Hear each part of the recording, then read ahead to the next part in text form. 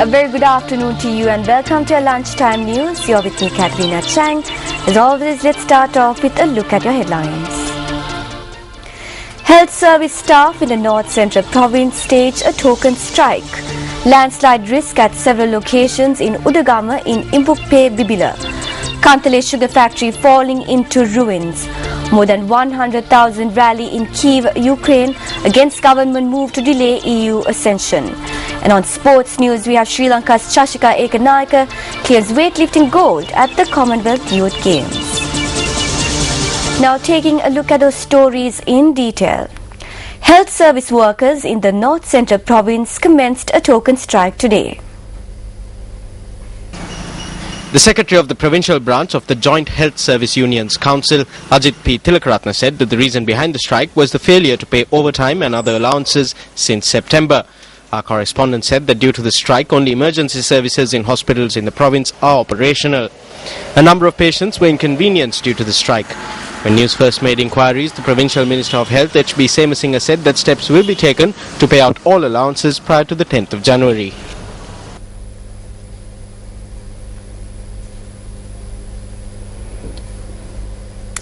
Police headquarters states that 17 incidents relating to counterfeit currency have been reported since the 1st of October. Now, police media spokesperson SSP Ajit Rohana said that possessing counterfeit notes are amongst the violations. From the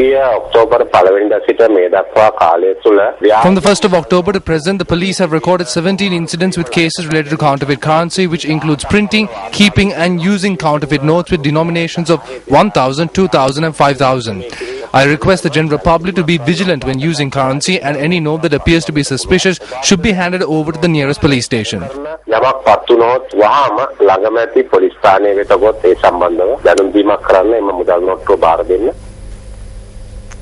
And taking a look back at your headline making news. Several locations in Udagama, Imulpe in Bibila are at risk of landslides. Our reporters say that several fissures were witnessed about a week ago on the main road from Pinnavala to Maddegama. Our reporters say that if a landslide occurs on these roads, then the Udagama, Maddegama, Pamagola and Pidalegannavala could be affected. Meanwhile, a 3-story building near the Maoya in Happagoda, Mavanala is at risk from landslides. Our reporters say that the inhabitants of these buildings had been evacuated as a safety measure last night.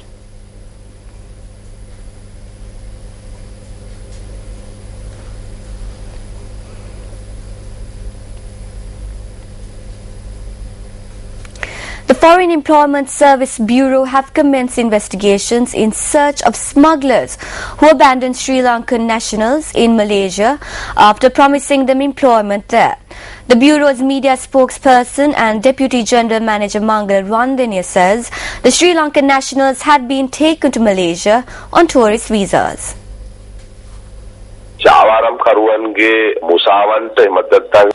We have received numerous reports of Sri Lankans who have fallen into the nets of these smugglers. Investigations are underway both in Malaysia and here in Sri Lanka.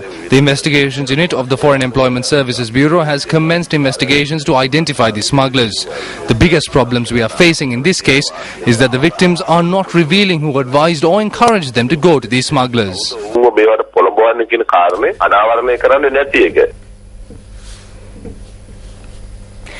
A wild elephant was killed after being knocked down by a train early this morning near the Mahavali River in the Floodplain National Park in Manampitiya, Polonnaruwa. The wild elephant had been knocked down by the Colombo-Batticaloa Express train. The railway line falls across the Floodplains National Park in Manampitiya. Our reporter says that there are no warning signals or protective fences at this location where wild animals constantly meet with accidents. The Manampitiya wildlife officer says that the elephant was a 35-year-old animal which inhabits the park area. On the directive of the Ministry of Defence and Urban Development, Galle Dialogue 2013, a maritime conference organised by the Sri Lanka Navy will commence today in the port city of Galle. Now, according to the Navy spokesperson, the theme for Galle Dialogue 2013 is quote-unquote emerging maritime trends in the Indian Ocean. The conference is being held for the fourth consecutive time. According to the official website of the Sri Lankan Navy, the Galle Dialogue initiative of the previous years created a forum to discuss and exchange ideas on matters relating to regional maritime security concerns. The keynote address of the conference will be delivered by Defence Secretary Gotabaya Rajapaksa. Furthermore, Commander of Sri Lankan Navy Vice Admiral Jayanath Kolambage and President Secretary Lalit Veeratunga will also address the forum. The first Galle Dialogue was held in 2010. The Kantale sugar factory, which had been closed for 19 years, is falling into ruin. Area residents say that the closure of the factory has led to them being deprived of numerous direct and indirect job opportunities. The Kantale sugar factory, which in the 1960s was considered as the largest sugar production facility in Asia, provided about 10,000 direct and indirect job opportunities for the people residing in the vicinity. Area residents say that following a conflict between the administration and employees as a result of the privatization of the company in '94, the factory has been closed with no production whatsoever taking place. The closure of the factory led to numerous residents losing their jobs. From 1960 to 94, it was under government control. In 94, it was handed over to a private entrepreneur. The resulting employees' demonstration has caused the factory to be closed for 19 years.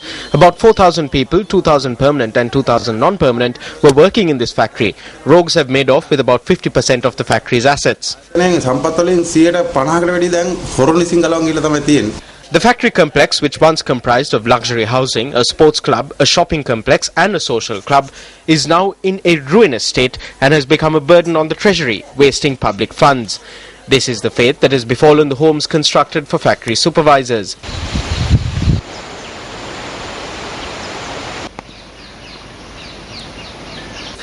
Machinery used in production and cultivation is now rusting away on the factory grounds.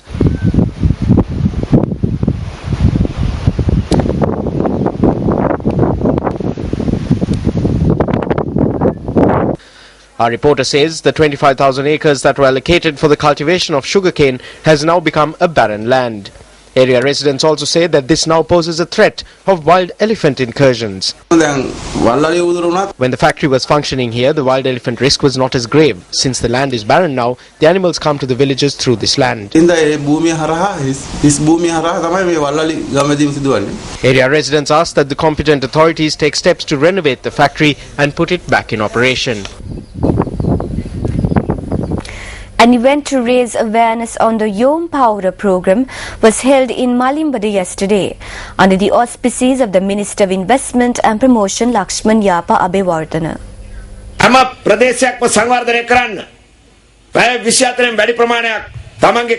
In every area, we dedicate about 18 hours of our 24-hour day to work for the development of the people. They need to understand the power of the people. The people will not abandon us. That is what all the heads of state who came here must understand. The head of state of England, Prince Charles, came here and praised us, but the Prime Minister reprimanded us. He has asked us to hold an investigation into human rights before March, or he will bring a resolution against this country at the Council session in March. We did not take any notice and we did not criticize him. Every head of state left the airport with harsh words for the English Prime Minister. They did not reprimand our President. Australian Prime Minister Tony Abbott clearly said that the English Prime Minister had made a wrong statement. He praised the progress and development in Sri Lanka and said that it could not be belittled. He even gifted us 2 ships. Prince Charles spoke about progress in Sri Lanka. The heads of various states expressed similar sentiments.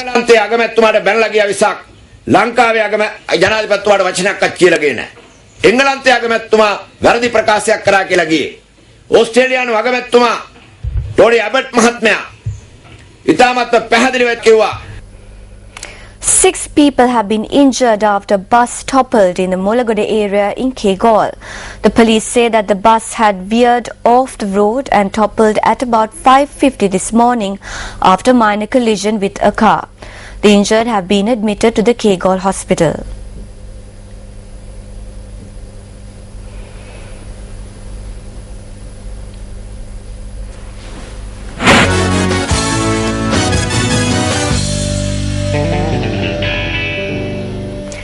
Shashika Ekanayaka of Sri Lanka won gold in the youth division in the 50 kg weight category at the Commonwealth Weightlifting Championships in Malaysia a short while ago.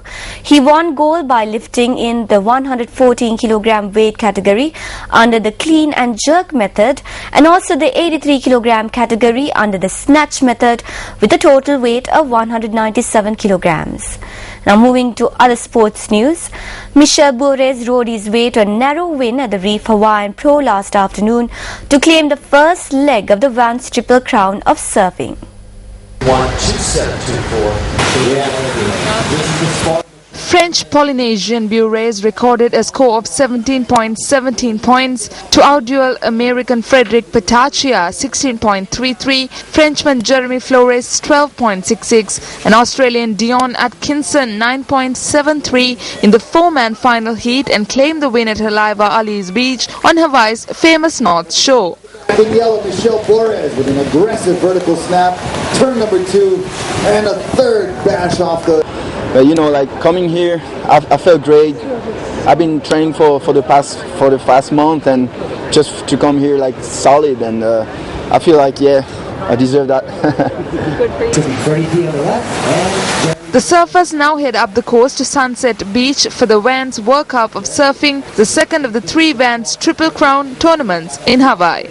Working over the slap, multiple maneuvers.